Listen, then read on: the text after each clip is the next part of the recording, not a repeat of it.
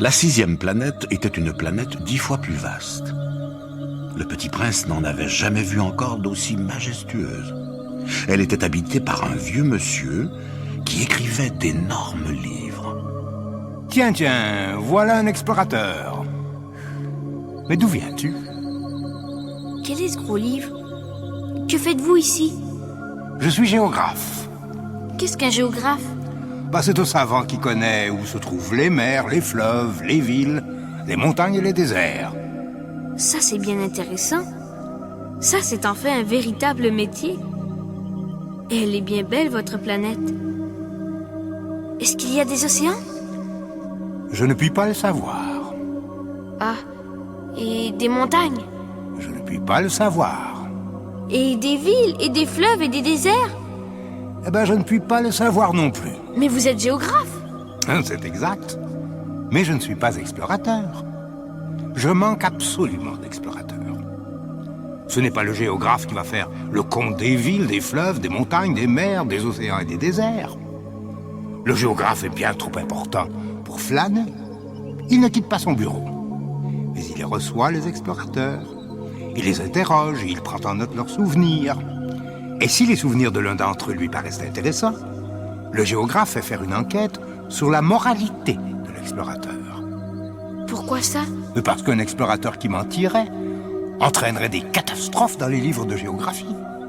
Et aussi, un explorateur qui boirait trop. Et pourquoi ça? Mais parce que les ivrognes voient double. Alors le géographe noterait 2 montagnes là où il n'y en a qu'une seule. Je connais quelqu'un qui serait mauvais explorateur. Ah, c'est possible. Donc, quand la moralité de l'explorateur paraît bonne, on fait une enquête sur sa découverte. On va voir. Ah non, c'est trop compliqué. Mais on exige de l'explorateur qu'il fournisse des preuves. S'il s'agit par exemple de la découverte d'une grosse montagne, on exige qu'il en rapporte de grosses pierres. Mais toi, tu viens de loin. Tu es explorateur. Tu vas me décrire ta planète. Attends, je vais d'abord ouvrir mon registre et tailler mon crayon. On note d'abord au crayon les récits des explorateurs.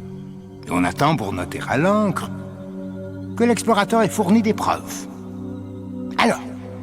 Oh, chez moi, ce n'est pas très intéressant. C'est tout petit. J'ai 3 volcans.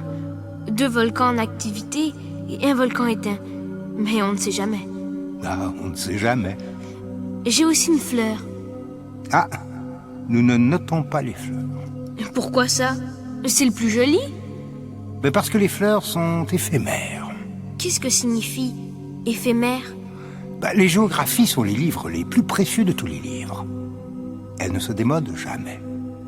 Il est très rare qu'une montagne change de place. Il est très rare qu'un océan se vide de son eau. Nous écrivons des choses éternelles. Mais les volcans éteints peuvent se réveiller. Qu'est-ce que signifie éphémère?